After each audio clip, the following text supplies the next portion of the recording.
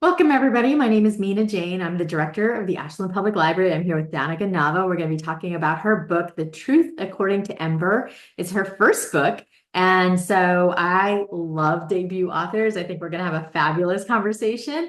And I'm very much looking forward to it. I have been for several months now. So before we move to her, though, I just want to say a couple things. Thank you to the Friends of the Ashland Public Library for supporting all of our programs. We couldn't do it without them. And I'd like to thank Danica for letting us share this program with other libraries, because for everybody who knows me, they know that when libraries work together, we just make magic. And this kind of programming to me is magical. So thank you, Danica. Um, you can buy signed books from Danica from Aesop's Fable, our very favorite indie bookstore, and I'll put a link to that in the chat at some point, and certainly email it out to you after the program. If you have questions, please put them in the Q&A, which is a button at the bottom of your screen. I will definitely be moderating those to Danica as we talk. And if you want to chat with each other, feel free to do that in the chat. And I always see fun and interesting conversations going on in the chat, even though I take questions from the Q&A. So Danica, welcome. Thank you so much for being here with us. I'm going to say that when I reached out to you at first, I was absolutely thrilled and floored that you responded to me. So thank you. No, thank you for having me. I was like, you want me? You really want me? I, Especially so long ago. Because when you're a debut, like no one really cares until the book is available. They're like pre-ordering what? We'll oh see. no, I saw your book on NetGalley and I immediately asked for it, and I just love it. So but before we get into the book, because we from our talk before we started, I know we could just talk on and on. Tell me about yourself first. What were you like as a kid? Did you read a lot? Yes, I read so much. I was a nerd, which I don't think is derogatory, though I was bullied. Oh, But I loved my little nerdy self. And I was obsessed with Star Wars. My entry to Star Wars was actually at a slumber party when I was 8 years old. It was 2000. So it was on a VHS, and it was my friend's brother's movie. And I just saw the cover and I thought it was beautiful. You see Queen Amidala. And I was like, what is this? I want to watch this. And I guess my friend had seen it so many times because of her brother. And she's like, no. And her dad was like, you have to. She's your guest. She wants to watch it. And so then she was forced to watch this movie that I was obsessed with. Like I came home and all I could talk about was Star Wars, which then my parents showed me the original Star Wars trilogy. And I was obsessed. And then I got to see Spaceballs, which blew my oh, mind with humor and comedy. And then Attack of the Clones came out, and Hayden Christensen was the love of my life. And I felt so bad for Corday. She was the decoy that died in the first 2 minutes of the film. And so my first foray into writing was fan fiction, though I didn't know that's what it was called. I didn't have consistent access to internet. There were some years I didn't have internet at all at home. And so I'd just be in my journals writing about Corday's life, how she became a handmaiden, a decoy, and a bodyguard. And there was a lot of Gungan in there. But without George Lucas, I would not be a published author. wow. Well, that's really impressive. My first, I'm not a writer, but and some people know this, is my first, I tried to write a Nancy Drew book when I was like 8, because I thought that she and Ned should get together, but it didn't work out.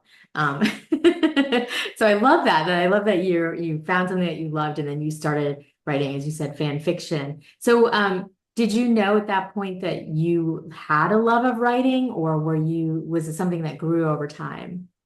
I was always a storyteller. As soon as I could talk, I would tell these elaborate stories to my family, and I would act out these plays and make everybody sit and watch me and my sisters, and everyone had parts and I would write them. And then when I was 14, back when I was writing about Corday, which it's not on AO3 because that didn't exist, in my journal. And then when I did have internet, like I just didn't even know about fan fiction. That was like I found out about that like 2014, 2015. I didn't even know about that existed. Um, but I loved Saturday Night Live. So Mel Brooks, specifically Spaceballs. There's some other stuff that like I couldn't quite get into. I was young, but Saturday Night Live I loved, and I was obsessed with Weekend Update with Tina Fey and Jimmy Fallon. And I had glasses like Tina Fey, and I just like, that's what I want to be. I want to be on Weekend Update, like Tina Fey. And so I would write these skits for all the kids in my neighborhood. And in the summer, we did backyard comedy, and like all the parents would watch. And then my friend, a neighbor, she had a video camera, and I had all these Barbies, and I wrote this like soap opera called Barbie World, and it was like the dark, seedy part of Barbie land. And there's like, I used toothpicks and ketchup as like my special effects, and the I thought it was great. I was like, this is funny, this is gold. But yeah, so I was always the storyteller. And then in high school, I fell in love with acting and theater, and especially improv. That I was more shy, especially in class, because I think I was so bullied a lot, that it just forces you to like really like turn into yourself. But being an improv really helped me like discover who I am.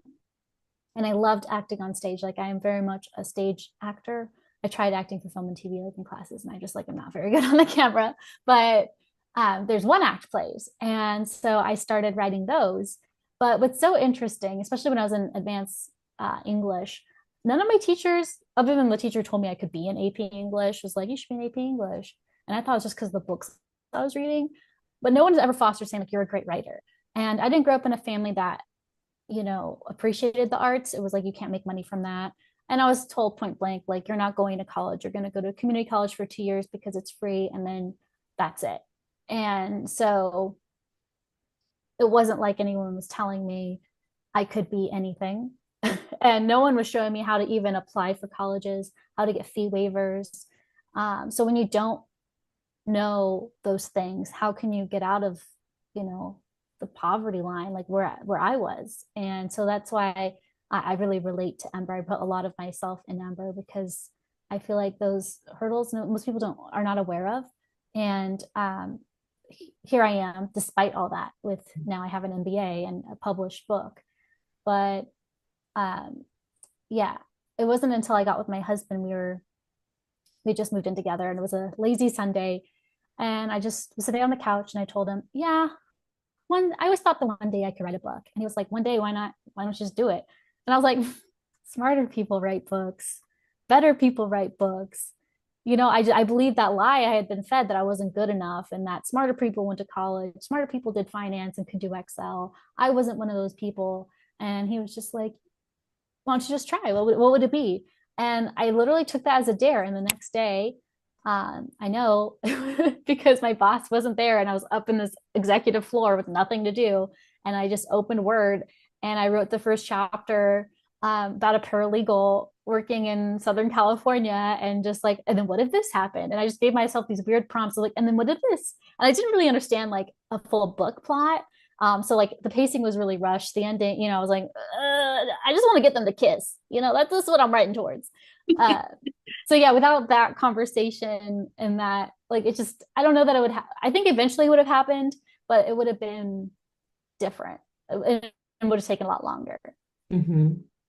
Yeah. So what led you to specifically writing romance? You said you just wanted them to get to the kiss, but were you reading romance? Were you writing romance? What was it that appealed to you? Okay, you guys don't judge me, but I literally cannot read or watch anything that doesn't have a romance subplot, or it's not like the main plot. Like, I need something to root for. You know what I mean? That sexual tension, it's delicious. Like, and then if I'm watching something and there's like a villain, it's like that's why we got Raylo. It was like, give us that. That's what I yearn for. I'm so disappointed the Acolyte was canceled. Disney did us dirty. We could have had it all. We could have had it all. And then they were scared. They were terrified of us. So yeah, I love romance. I love Sophie Kinsella, Meg Cabot, Helen Fielding, Bridget Jones's Diary, all those movies. I was just so obsessed with. I think I've seen How to Lose a Guy in 10 Days a million times. I thought it was the best thing in the world. And I always wanted to write one. I was like, I can do that. Nora Ephron, I was like, I can do that. And, and then it was more like, why? And I was just waiting. I'm like, when are we going to get a Native American rom-com? And there technically is one. You can find it on Amazon. It's called Christmas in the Clouds. And I don't think it's that bad. I watched it. I did a live reaction. I thought it was pretty cute. It wasn't written by an Indigenous woman, nor was it directed by an Indigenous woman, but most of the cast are Indigenous, apart from the main characters. The main characters are white people who, yeah, I think one's Greek. But that was like the early 2000s where it was like, if you're ethnically ambiguous, sure, you can play a native character. But Graham Greene's in it. He plays a vegan chef and he's like really funny. And Wes Studi has a cameo. So that does exist. And I didn't know about it until this year. But from like in my sphere of, I'm like, this doesn't exist. I want one. And then I thought, well, what would that look like? And I actually had a different manuscript I was working on. It was a Jane Austen retelling. Mhm. It was Northanger Abbey. And I called it Northanger Medium, where my Catherine Morland, she could talk to spirits. Or so she thought. I was really writing it in this way where like, can't she, or is she like fibbing? And then Henry Tilney is this FBI agent who comes into town, and she's obsessed with these crime shows, and it's really like making fun of like what Jane Austen was doing with the Gothic romance. And so she gets it in his head that he's here like investigating some crazy, case, and she's trying to help him, and they kind of have this romance and fall in love. And then you find out it's just credit card fraud that he was there investigating. But and they were both Indigenous. And my father passed away right when I was in the middle of writing that. And so I haven't been able to look at that manuscript again. So then I had to like wait for another story to get right back into the swing of things of writing and get that muscle going again. And so I had this vision of a workplace romance, and she was an accountant and he was an IT guy. And the imagery in my head, I was like, okay, what is the story? Who are they? And from that concept to this book, it started in different mediums. So it was actually I started a feature screenplay, and it just wasn't, the magic just wasn't flowing, wasn't right. So I was like, okay, it's bigger than 90 minutes. Okay, how about a mini series with the brother and the best friend? So I know everything that happens in Sage's story and who he ends up with, and I know everything that Joanna does. But then again, I was just like, I don't know. I really love novels. Like I think this is a novel. And then I started writing it, and again, it just wasn't right. And then my baby was 4 months old. I had a new job where I had to be in the office every day. I was hired saying it was going to be hybrid. I'd only had to be in the office 2 days, but it turned out every day I had to be in the office. And this executive made me stay late, sometimes till 7, even though I had evening classes to finish my MBA. And so I just was very frustrated because I started working 8 months postpartum and in the office without, and he wouldn't give me an opportunity to even pump. It was very frustrating. But we do what we have to do to get food on the table. So it was one night I finished work, I finished my classes, and then I was like, maybe I should wash my hair. I haven't done that in a while. And that story just was like in my head. And I started pondering to myself, like, how did Ember get the job? Because I had been starting that she was already an accountant and she had a crush on Kyle, and Donovan was going to be like the friend that was there all along. But it just wasn't right. He was too charismatic when I was writing him. And so that was the big problem. And so I was like, how did she get the job? And it just clicked. And so I put my pajamas back on, and the last thing I wanted to do was go back in my chair at my desk, but I did. I thought to myself, my life will never change unless I write this story. I know this is special. I know people will want this story. I know a publisher will want this story. And the first chapter just flew out of me, and her voice just hit me. Like, it was just so unique and distinct. Like, Ember is just, I was like, this is the story. This is how she gets there. And it was so quick to get the story finished. Sorry, long-winded answer. No, wow, that's really fascinating because, um, you don't hear often that a story just came to somebody. It's usually like this long slog of, many, many edits, which maybe happened after you started writing it. But I think that's really fascinating. So we're getting some questions about you being an Indigenous writer, and I know that you are enrolled in the Chickasaw, right? Chickasaw Nation, yes. Chickasaw Nation, right? What does that actually mean to be enrolled in? Because as opposed to born into, like how does that work? Well, I am born into. So what it is a political distinction. So the plot point is Ember checks the Caucasian box instead of the American Indian, Alaska Native ethnicity question, because a lot of these job applications, I've come across a few that let you check all that apply, but mine is like you can check one.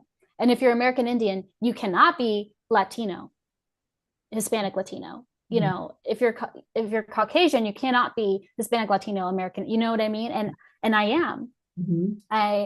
My father is Mexican, his mother is Mexican, and we have Latin American indigenous ancestry as well. Mm-hmm. And then on my mother's side, we have a lot of settler ancestry and Native American Chickasaw. And so to be enrolled, it varies tribe to tribe. We have 574 federally recognized tribes in the United States. That means the federal government recognizes them. And then there's state level tribes where the federal government doesn't because it doesn't meet certain requirements. And then there are tribes that are not recognized state or federal level because the enrollment numbers are so small or for whatever reason. And so I don't want to weaponize enrollment against those who cannot for various reasons. I say that I am enrolled, and it's synonymous. I have citizenship within the Chickasaw Nation. That's how we classify it. But when you go to apply for citizenship, it's tribal enrollment forms. So it's one and the same. But the Chickasaw Nation is part of the 5 tribes. In history books, you may see it as the 5 civilized tribes, but I don't like to say civilized because all tribes are civilized. We have civilizations. What does that mean? Yeah. And but the 5 tribes in Oklahoma banded together, all the governors, and they created legislation that the quote unquote blood doesn't run out. And so you have some tribes that have blood quantum requirements, and that varies on percentages of who can be considered a legally enrolled member in their tribe. And then you have ours that have descendancy. And to get descendancy, we have the Dawes rolls. And the Dawes rolls is also a complicated topic because during the land grab, right, the 5 tribes were displaced into Oklahoma. I'm sorry, this is a lot of history that some people didn't sign up for. But the tribes were displaced from their homelands into Oklahoma, and there were tribes that were already there. So there was a lot of conflict. And then there were land grabs. Some people may be familiar with the Oklahoma Sooners. It's the Oklahoma State University team. There's no Oklahoma football team, but everybody loves the Sooners there. And what are the Sooners? The Sooners are the settlers that came in a land grab and took land from the indigenous people. So like this history is just prevalent. Like these, it's just there. So I know that my ancestor was part of the Chickasaw government, and he was very pro-enrollment on the Dawes rolls because this was how we could get the numbers. And the Chickasaw Nation successfully sued the United States government because we were promised money to be displaced and they never provided it. And I believe it's 1971, though feel free to fact check me, I think it's on our website. But they were successful to sue the United States government to get money. They used that money, invested it in infrastructure, and we are a prosperous tribe.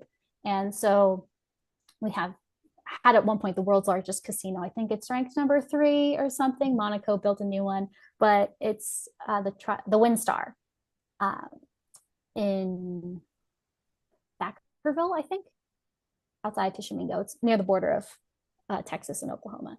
And so using those profits, they reinvested into the tribe and the infrastructure and education and grants and housing. And I'm just so blessed that I'm able to be a part of this community. And so for me I am enrolled, I am a citizen, I'm recognized by my tribe claims me, but I don't want to weaponize that for people who can't, because there are people like Lily Gladstone, for example, can't be legally enrolled in the Blackfeet Nation because her blood quantum is below the threshold. However, she is embraced. She was honored in a huge ceremony. And so she says she's a descendant. And so technically I'm also a descendant, but because of the legal structure, they got rid of the blood quantum. So yeah, that's another long-winded. No, but again, fascinating because a lot of us don't know this. And then going into your writing, reading your book and learning a little bit about Ember, that sort of background really is really helpful, because she has to check, she's like you said, she doesn't check it because there's no options for her. And what happens when she unchecks the Native American box? She gets an interview, which That is was very much inspired by my experience. The only reason I was able to go to college was through the Chickasaw Nation and their grants. I would never be a college graduate without their support helping me get my paralegal certificate. And the higher education office, they were all so wonderful, so supportive. They would hop on the phone. How can we help you? Okay, you need help doing this, and I didn't have access to that thank God for the internet. It has its problems, but growing up in California away from the tribe, my mom grew up between Oklahoma and California, but there's no jobs out there. So my family would come to California, work, save up a little bit of money, go back to Oklahoma, build the house on the land, and then come back when they ran out of money. And it was like that for years. So to grow up in California away from the tribe and resources, and then there was no internet, that happened, when I was young, but still, there was no internet to connect you with these resources and things. And so even in high school, I didn't even know it existed. And I was technically enrolled. And it's paperwork. You have to have it was a long process to get me enrolled because my grandfather had passed away. So my mom had to get his death certificate and birth certificate and hers and then notary and all that. And a official California, from the state capitol seal, birth certificate. And that costs money to get those copies. So there are barriers. However, the tribal enrollment offices are so nice and they will help you get what you need because they want the enrollment numbers to go up. But so anyway, it's very important to me when I finished my college education and I was moving from being a paralegal working hourly to an executive assistant job, that these companies knew it was a Chickasaw woman doing it. I worked so hard. I'm so proud of where I come from, where I've been. And my resume, I worked very hard with my professors and with the, employment office. And so I had this awesome resume. I thought it was the best thing ever. And I was getting nothing, getting nowhere. And I was like, how do I have years of being a paralegal, working at these law firms, billable hours? I felt like I had made it. And then I was getting nothing. And so then I started just checking Caucasian interviews galore. And it's I can't say, causation, correlation. It's fishy. I can't say they're all racist, but it happened in Chicago too. And then when I moved back to LA, and then when I lived in the Bay Area, which is when I had the baby and I was in business school. And so that part hadn't been part of the story for so long of how she got there. And it just made so much more sense with the rest of the plot and everything that happened. So I'm not Ember, but a lot of the things that I've experienced influenced the story. And I think a lot of debuts put so much of themselves into it because it's such a personal journey, even though it's a lighthearted rom-com. I talk about these topics in a fun way. Oh, I hope I didn't scare you. Nope, not at all. I'm here for you. So let's talk about Ember, because when I read the title and it was said The Truth About Ember, The Truth According to Ember, you get I got a sort of different perspective on how it was going to be, but she actually she lies a lot. The thing with the applying for the job, which I totally get, because I would totally do that as well. But she lies a lot, even when she doesn't have to, even when she realizes she doesn't have to. What was that for her? What was the reasoning behind her character? Her character is very insecure. She's been fed this lie, we all have been fed this lie, this capitalist lie, that we have to be better than we are. You're not worthy of love or personship unless you have the job title, the pay, the car, the engagement ring, the everything. And it's always more and more and more we're fed, you need this brand, this, that. Do you see this influencer? You're going to be happy if you have what this influencer's wearing, a flat tummy, toned arms. So she's just constantly fed this, and she's moved away from Ada. She's moved into Oklahoma City. She's trying to do it on her own. And that's another lie she tells herself. So she's not like she's just outwardly telling lies to everybody else. She's telling lies to herself that she has to do everything on her own, that she can't ask for help. If she asks for help, it's weakness. Mm-hmm. And so she has to learn that journey that, to ask for help is a strength. And especially in the Indigenous community, where community is so important, it's so vital, how we raise each other up. We don't believe that if you succeed in any way, it takes away from me. Mm-hmm. That's another lie. And so she, and then also like I had to add more stakes. So how to increase the tension is like another lie. It became, it was a motif, but I think there's like 11 lies she told or something. And I did a last count. Yeah. I actually really, really liked her. I thought she was snarky and funny and pretty self-aware for knowing that she was lying a lot, but also I just thought she was really funny. And I know that's what you were going for, but like some of her internal dialogue just cracked me up.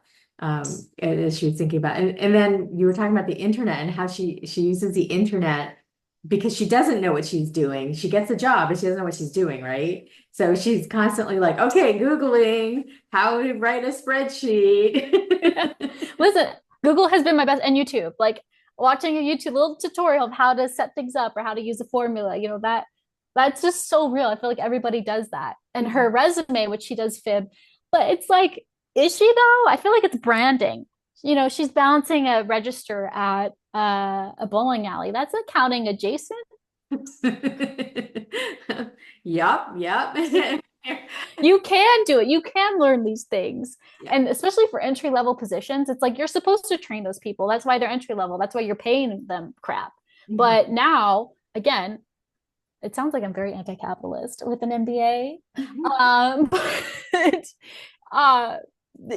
Companies will try to get more for less. They will try to take advantage of any employee to make more profit for themselves. So if they can get away paying somebody $11 an hour, even though they have 3-4 years experience and they should, lower titles, lower pay, everything, that they're going to try to get away with it. Yeah. And she just had, talk about barriers and challenges. Oh yeah, she had the lies, but a lot of them, at least the beginning, were to the purpose of getting to the next step for her. And then she wanted to prove herself, which was amazing. Like she wasn't lazy. She wasn't, she was willing to do the work, but there was a lot of challenges for her. And I thought she just was funny, like the way she dealt with things or thought about things and how she, but she recognized racism when she saw it. She recognized micro and macroaggressions. Did you feel like she called them out enough? Like, would you have called them out if you had experienced them like that? No. I think it's so funny because I've been tagged in some reviews and things like that. So I have seen some feedback where people have seen it was totally outlandish, or they would have gone straight to HR and they would have told somebody off. And it's like, no, you wouldn't. You don't know what it's like to like, you need food. And I have been in a situation where I worked for a billionaire executive and he was sitting right next to me, right at my desk, because he was looking over my shoulder working on something. And then he rarely asked me about myself. And so he caught me off guard and he asked how I paid for college. And these older gentlemen, this is a theme, but I experienced this a lot in my jobs where older executives love to ask me how I paid for college because these boomers know that they ruined the cost of education for us all. Like just being real, like that. You'd be like, when I went to college, it was $700. I'm like, good for you. So nice. So it was like, how did you pay for college? And I said, well, my tribe, Chickasaw Nation, helped me pay for college. Oh, you're Indian, huh? Your grandmother's a slur referring to Native women. And I had never heard that to myself. I mean, I studied the word. I got my undergrad in communication and I did my whole capstone on the representation of Native American women in film. And so you have the slur, which I'm not going to say, and then you have the princess, right? The celluloid princess that they called them. And since the dawn of film, which were these westerns with the Indian princess and the cowboys and whatever. So I was totally taken aback.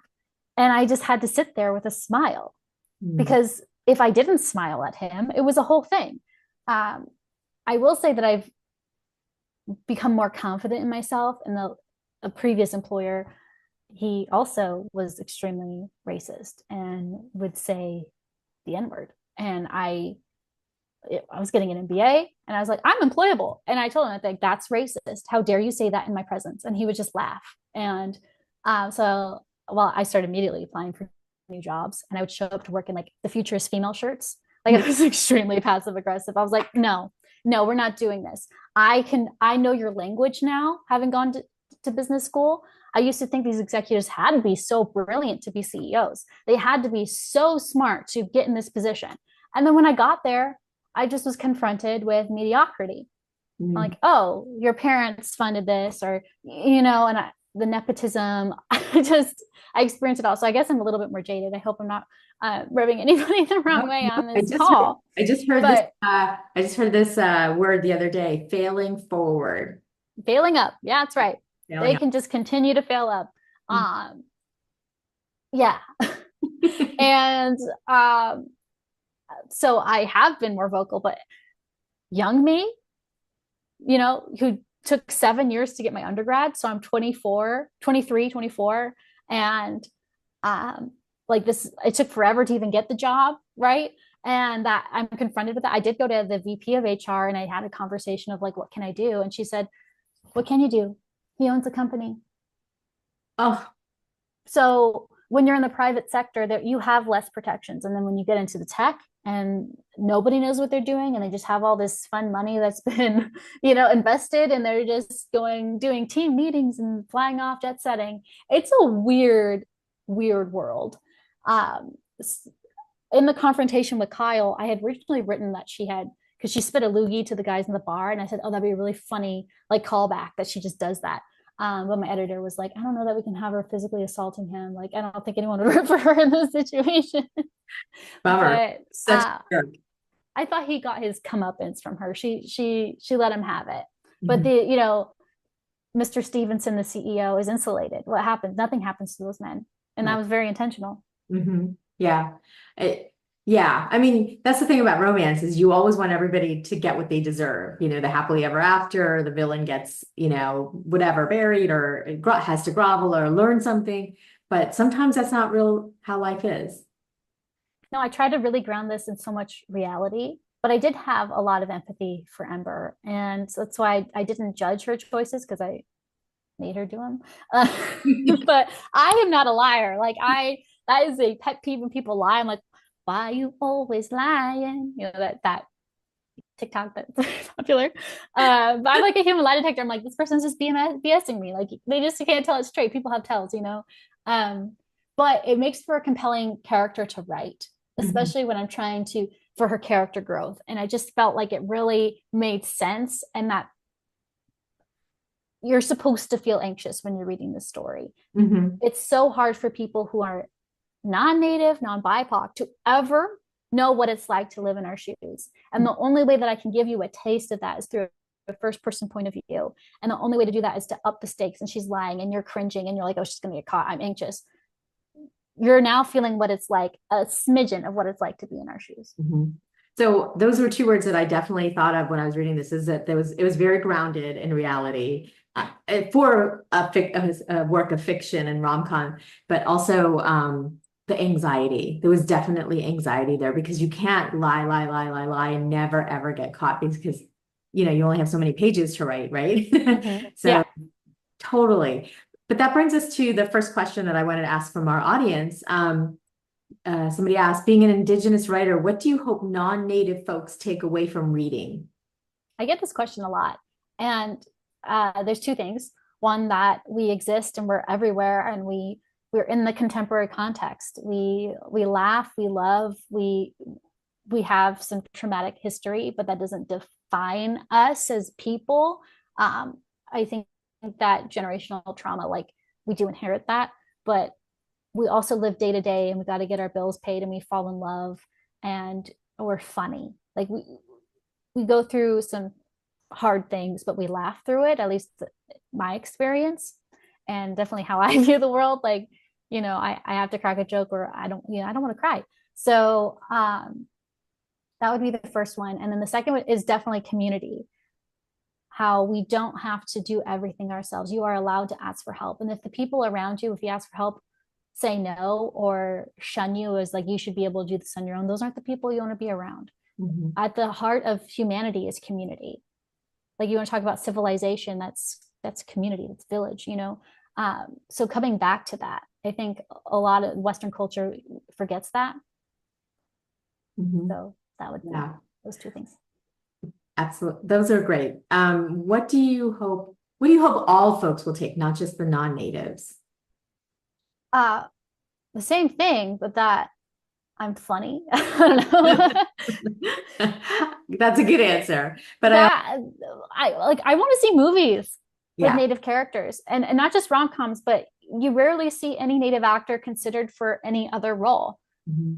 You know, like when Wes Studi got the role in Heat, like why aren't we all considered for these types of roles? Like, so I hope like challenging that person, like, yeah, we deserve to be in any role. They can be a banker, they can be, and without the qualification, you know. And when I was in screenwriting classes, why is this character Native? I'm like, why does it have to be white? Like, we don't have to qualify for a blonde chick to be in here. Like, well, can you just say she's a brunette? I'm like, no, she's Native. Yeah. You know, and so that we have to qualify like why somebody is there because there's so few of us. Yeah. So anyway, sorry, another one. No, I mean, I agree. And also like I always wonder like when they make a movie, why do they have to take a British actor to play an American accent? Like, aren't there enough American, actors to play in that movie? That's just me. But so the same sort of like on a very light note, that same thing of like, there's so many people that can do this stuff, like, in that, in all areas. So I just want to follow up with that with another question about, there seems to be a growth in indigenous writing hitting mainstream. And the thing I find interesting about this comment is all of these books are pretty serious, except for the Scarlet St. Clair, Robin Wall Kimmerer, Tommy Orange, Melissa Blair, but there seems to be a serious lack of romances, non-fantasy by indigenous authors. What do you think about that? Well, I love Scarlett St. Clair. I'm such a huge fan. She doesn't write indigenous characters yet. However, the vampire one. Oh yes, King of Battle and Blood, was that what it's called? Yeah, I read that one, and I did watch her talk about because it's a fantasy world, that her character is definitely a person of color, and there are parts of her Muskogee heritage that are layered in, but it's not Muskogee because it's in this fantasy world. And so I love that I want to write fantasy so bad. I wish I had her brain. There is this indigenous lit renaissance because we had Louis Zerdich, Linda Hogan, she's a Pulitzer nominated author, she's Chickasaw, and Tommy Orange, and they're all amazing. And Tommy, I've mentioned this a few times in my book tour because Tommy Orange, he had a sequel come out, Wandering Stars, and he did this interview and he was like, I'm not going to give people a colorful tour of Indian country. And I read that and I was like, I don't think that's what I did, but we write very similar thematic elements with addiction, abandonment, these heavy topics, and we write about them in such a different way. His prose is so beautiful, and mine I feel is like more snappy because I did write this commercial piece of fiction, rom-com, and I felt like that's how I'm able to talk about these things and even process them myself through this romance, so that there's a happily ever after at the end, because I want a happily ever after. I feel like I felt enough sadness, and so I really want joyful. I want to see our joy. I want to see us celebrated in a major romance, because romance is $1 billion industry, and it's sad that the only representation we have are these bodice rippers from the 90s, 80s, 90s, and early 2000s. And it's Fabio, even him pretending to be a Comanche. I saw that one. It's just called Comanche by Fabio, ghostwritten by some lady. And we deserve better. Yeah. And I thought, well, I'll just take a crack at it. Surely there's better people out there who've done this already. And then when I'm getting ready to query, there hadn't been any book sales. Not romance, not rom-coms for sure. But did want to mention two other authors, Louise Erdrich, who I don't know if you read, and Stephen Graham Jones. He writes Yes. horror. Oh, Yes. so good. He he is amazing. Really tough release month or season with Stephen Graham Jones coming out with like two right as I'm releasing my debut, and it was like the sales numbers so different. But yeah, he's phenomenal. I'm a huge fan. And Louise Erdrich, obviously Roundhouse and Love Medicine and The Night Watchman, she's phenomenal. And Yeah. her daughter is so lovely. She read my book and went on her local news station and to talk about books, and she had my arc, and it was like so well loved. It was so worn, and like she said that everybody in the bookstore, because they own Birchbark's books in Minneapolis, and she said every single person in the store read it and loved it, and it's an uncorrected proof. And I was like, did Louise Erdrich look at that? Because so we have to do a blurb list, and I was like, well, I mean, the most famous Indigenous writer Louise, but I was like, I don't think I can get like, you've read chapters 25 through 29. I'm not going to give that to Louise. But they're so good. Never. I wouldn't be able to look her in the eye. She wouldn't think me serious, you know. Talk about native joy. It's great. Yeah. Oh my God, that's awesome. Yeah, I do think like the question was like there's more authors. It's true, there's more authors, but there's not this wide swath of Indigenous authors writing from in every genre, which I think is so courageous of you to write a rom-com when there's nothing else out there. Well, and I can only tell it my way. Mhm. Like this one book cannot speak for a whole demographic Right. because no two tribes are the same. We have different cultures, beliefs, languages, and all I can do is my best. And I know I'm not going to be the last. I've had so many Indigenous writers enter my DMs, sending me photos of them in tears, reading the dedication, reading the ending, saying that I've inspired them to finish their stories. And if I have any resources, I'm always like just sharing everything I've learned, because that we don't write in a vacuum. We write influenced by the media that we consume, and so like that is just the dream. Mm-hmm. Wow. So let me go to this question about from Emma. Danica, have you seen the movie Big Eden? It's a romance movie from the year 2000 with an interracial native white gay romance. It was cute, and I think it's pretty good for being from the year 2000. The native lead is actually indigenous. No, I've never even heard of that. Big Eden. Let's all go out and find it. Big Eden. I'm Yes. writing it down. Well, in 2000, like I wasn't allowed to be watching romance stuff. Yeah. Then let's get into a little bit about the writing. You said Ember sort of came to you at first. What was the rest of your writing process like? Uh, it was definitely, well, Ember and then Danica.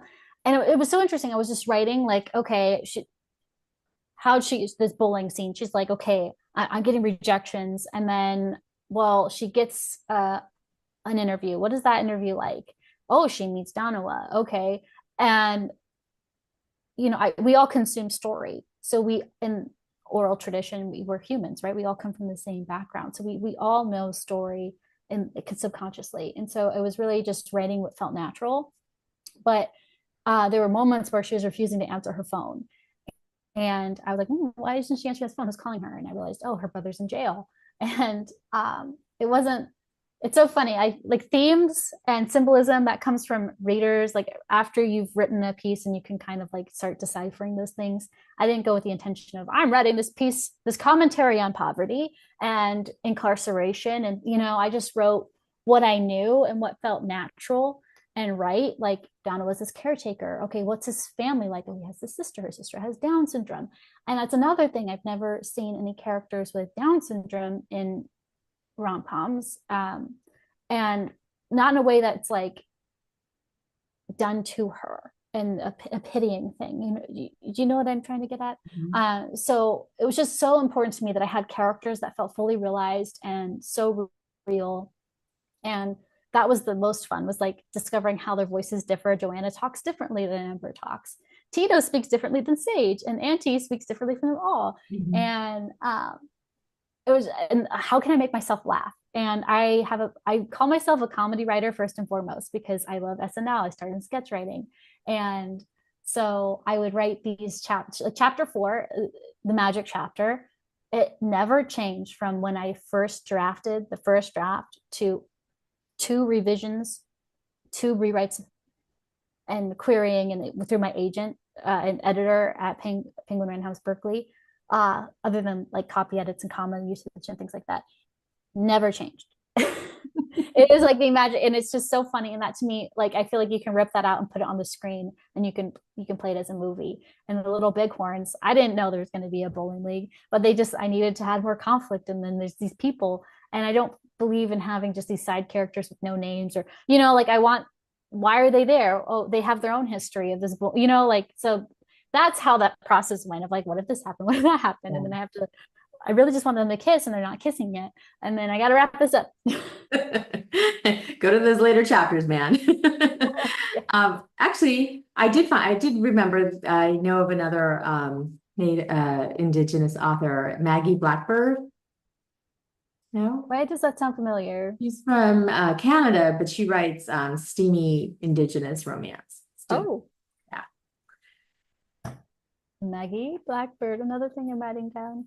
I 'Cause know Robin Covington. She had in 2020, she wrote something billionaire. It's the Red Hawk reunion series through Harlequin. we'll have to check it out. John asks, have you heard of Peter Principle? I think there's a misspelling in there. Peter Principle. No. John, respell that and I'll ask. Is it a romance writer, John? Let's find. I know I'm the worst. I'm like, ew, did they write something with the romance? I have not. I read a lot of Meg Cabot. Like the genre that I love is rom-com, and it's just so sad that there's so few indigenous stories. I love Nikki Payne. Nikki Payne's book Sex, Lies, and Sensibility came out, and my book deal hadn't been announced, so she didn't know that I was at the same imprint. But I loved Pride and Protest, and so I saw her cover reveal, and I was like, "That dude looks native." And she's like, "Yes, ma'am. Bears from the Abenaki Nation." And I was like, "I thought I had to write this to get it," and so I highly recommend that. Oh, okay. We were going to talk about recommendations, but I'm going to keep going with questions. Got just a couple more. Joyce asked, did you agonize over your first sentence? Did it change much during the editing process? The first sentence, I never like, if anyone's looking to start a book and you're like, oh, this first sentence needs to get right, forget that. It's never going to be right. Writing is rewriting. And so the first sentence changed multiple times because I knew I needed to grab an agent. And so I opened up and I looked at some of my favorite books. But if you look at some of your favorite authors, like their newest, the first sentence is nothing because they already have a built-in audience. They don't need that. Look at those first ones, those debuts, that you're going to really see those catchy sentences.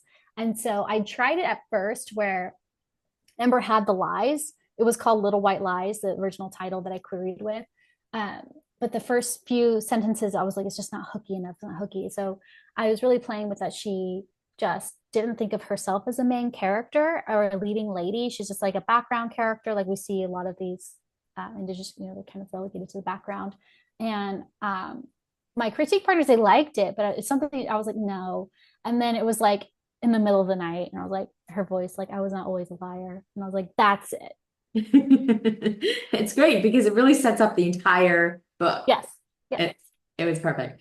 So somebody asks, you have many characters who pass through the book. I wonder how you decided on the names of your characters. Do you say the names out loud to see if it fits what you plan to write about them? I'm so sorry, you cut out. Oh, I'm sorry. Do you say the names out loud to see if they fit how you plan to write the character? So for like the major characters like Sage, Donawa, Walela, yes. I'm so bad with like other side characters. It was literally so many people read this book, and it was like the final proofreader was like, so I noticed you have like 2 Phoebes and you have 3 Debs, or what? Are they the same? And I'm like, I do. I had no idea. I'm unoriginal when I'm like coming up with these other side character names. Like I said Tom 4 times. I don't know. So I wish it could be like, very, very intentional and like, yes, it had to be Bucky though. Okay, Bucky's inspired by my Uncle Luffy. And so I was like, what's an Okie name that like gives off, and so I did Bucky. And what's so funny is I wrote this before I watched Reservation Dogs. I was very much like, I don't want to be influenced by me, like it's going to be so original.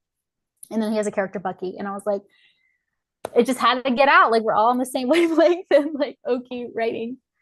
Oh, wow.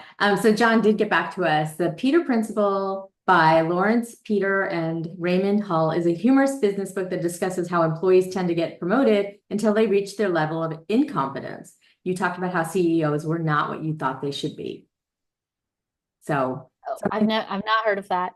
I wish after business school, I'm like, no more Harvard Business Review, no more. nothing serious, just rom-coms. No, no, no. No, that sounds intriguing. I'll have to check it out. I do want to talk about Danua. I knew I was going to say it wrong. Danua? No, Donawa, yes. Danua. Danua. Because I do not want to call him Dan because that's He asked to be called Donawa. Yeah. Danua. Yes, that's his name. So I want to talk about him because he's just so awesome. Like, did he just come to you like Ember did, or how did you create his character?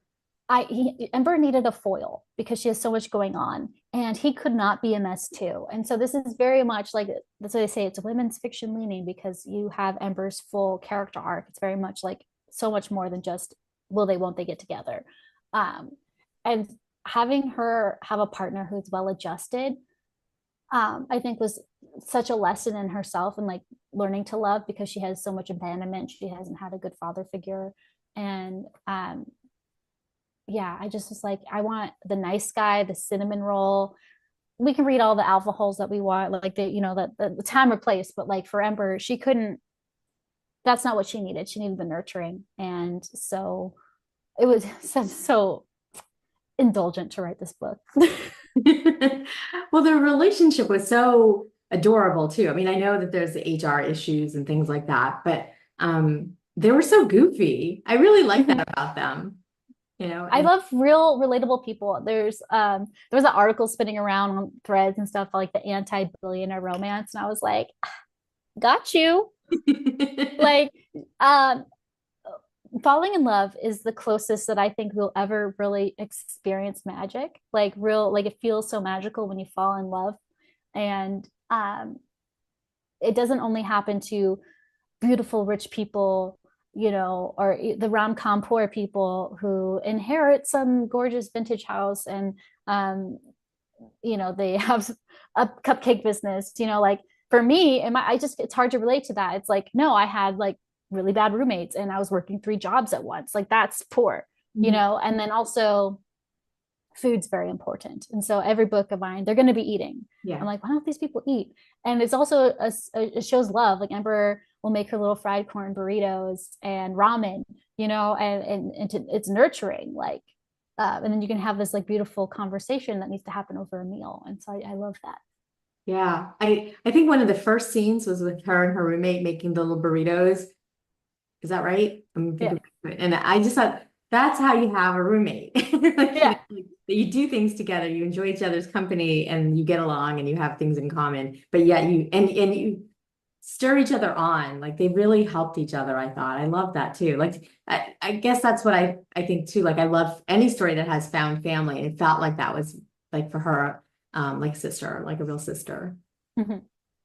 Yeah, I love their relationship. I didn't have a roommate like that, but romance is aspirational too around the genre. Well, I think that the thing that I felt like you did right with the story is that it wasn't all about work, and it wasn't all about Danua. It was, she was layered. I'll say that, like an onion. Yes, like Shrek. There were too many Shrek references. I was like, I didn't know I wrote this many references to Shrek when I was doing past pages. Listen, that was like my introduction to like humor and comedy, and anyway. I think Shrek's the best romantasy out there. Like if you want to learn about romantasy storytelling and world building, Shrek is like the place to go. I think we have some agreement in here. Connor, yeah, Somebody asked, Strike supremacy. Sam asked earlier on if you would ever teach history because you're just so fascinating. You just know your history and the not just the history, but the legal and the political and the, just so many aspects of what is happening in your culture. Um, I I have been asked to teach writing. Unfortunately, I Oh, had started my new job and they wanted me to teach in Oklahoma this summer program, and I was like, I don't think I'll get the PTO, and the schedule was such that I couldn't do my remote job in the evening. Um, so I have been asked to teach history. I never thought that I was like a history buff, so that's so flattering. My goal was to actually go to law school and to study American Indian law. But then I had a CEO tell me I needed to get an MBA, and then he was fired. The company was supposed to pay for it, and then I was on the hook paying for it, and I'd gotten in. So I stumbled upon an MBA. However, when my child, and if I have any other, are out of the house, I don't believe there's an age limit. Like you can go to school, and I do think I will eventually do law school. I just am so interested in law. I love legal writing, and wow. I'm a dork. I don't know. I love learning. I just love learning. Like the world. Like I grew up very, very sheltered in this like very conservative Christian home, and like I knew I was Chickasaw, and I was in Indian education, and like we went back to Oklahoma a couple times. But like I grew up like you know it very much in a bubble, and I didn't know about other people's experience. And when I got to college, it just opened up my eyes, and I'm very like hungry, and I read voraciously. So yeah, maybe one day. Never say never. Never. We won't. We won't. We will look forward to you, whatever adventures you do. But we have a couple more minutes. I did want to ask you what's next for you or Ember. Are we going to see more Ember? It's so funny. I've gotten so many people begging me in my DMs for Joanna's story. They're like, "Is book two Joanna's story?" So book two is written, and the excerpts at the end of the book. I know some people don't like to read excerpts, but it's called "Love Is a War Song," and it is a celebrity romance. So you have a Muskogee pop star who has to go into hiding, and she has to go back to her estranged grandmother's ranch in Broken Arrow, Oklahoma, on the Muskogee Reservation, where she learns about her culture, and she meets Lucas, a ranch hand who is very, very unhappy that she's there. So you have some grumpy sunshine. They have to make a truce and a deal, and um, so many fun shenanigans. When asked like if I know what I'm writing towards, I love writing towards set piece, like comedic set pieces. So there are things in my mind. Like I always knew with Ember that there was going to be the only one bed trope, and like how that was going to play out, because I have booked so many of those types of conferences, and like I'm like I know how this can happen. And they did try to like put somebody in a coat room cot once. So anyway, for Love Is a War Song, it's like there's stickball, and there's a tornado and a cellar scene. So joyful, so fun, indulgent. I'm writing because like these are the stories I want to read, and I'm just hoping other people want to read them too. Well, like I said, Ember is awesome, and I think everybody should read it if they have not yet. And I never got the chance to put the link in the chat because I was chatting so much, but I will send it out to everybody. And oh, I forgot to ask, when will that be coming out? You said it's done. Yeah, July 2025, next year, July next summer. 2025. Okay, so for everybody who's picking up Ember now, you have a little bit of time, so savor it. Thank you so much, you guys, for coming. I see all the comments. You guys are wonderful. Yes, it's been an awesome group. Thank you all for your questions. Danica, again, thank you so much for doing this. I know you're busy with your book launch, but I so appreciate you taking your time to chat with us tonight. Thank you for having me. Chick Good Good night, everybody.